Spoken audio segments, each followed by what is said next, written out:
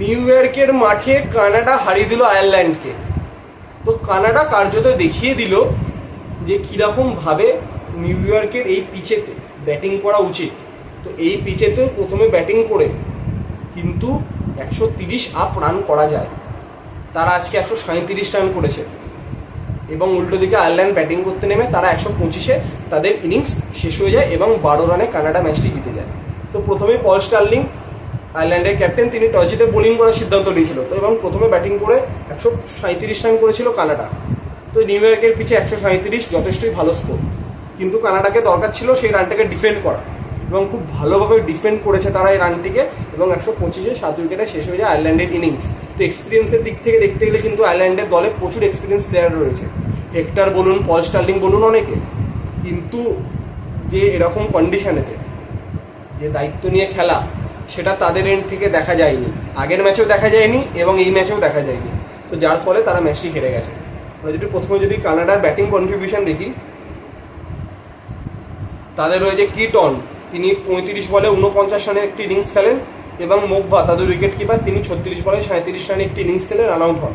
তো এই দুজনের রানের ওপর ভরসা করে কার্যত 137 অব্দি রানটা গেছিল। এবং বোলিংয়ে 2টি করে উইকেট পেয়েছেন ইয়াং এবং ম্যাকার্থি এবং 1টি উইকেট পেয়েছেন অ্যাডার এবং ডেলানি।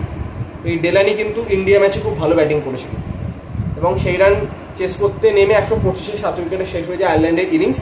এবং তাদের হয়ে ভালো ইনিংস যদি আপনি বলেন, ডকরেল, তিনি 23 বলে 30 রানে নট আউট ছিল এবং অ্যাডেয়ার, তিনি 24 বলে 34 করেছেন। এছাড়া কেউ রান করতে পারেনি। এবং যেটা গুরুত্বপূর্ণ, যে এরকম পিচেতে যে স্টে করা, ম্যাচটাকে ডিপ অব্দি নিয়ে যাওয়া, এই মেন্টালিটিটাই কারোর ছিল না। তো যার ফলে কনজিকিউটিভলি কিন্তু দ্বিতীয় ম্যাচ হেরে গেল আয়ারল্যান্ড। তো তাও তারা কার্যত সুপার 8-এ যাওয়ার যে তাদের আশা কার্যত শেষ। তো যেটা আশা করা গেছিল যে ইন্ডিয়া, পাকিস্তান, ইউএসএ, আয়ারল্যান্ড এবং কানাডা, এই গ্রুপ থেকে ইজি ইন্ডিয়া এবং পাকিস্তান নেক্সট রাউন্ডে চলে যাবে, এটা সবাই আশা করেছিল। কিন্তু সেখানে কিন্তু টুইস্ট হয়ে গেছে, ইউএসএ পাকিস্তানকে হারিয়ে দিয়েছে।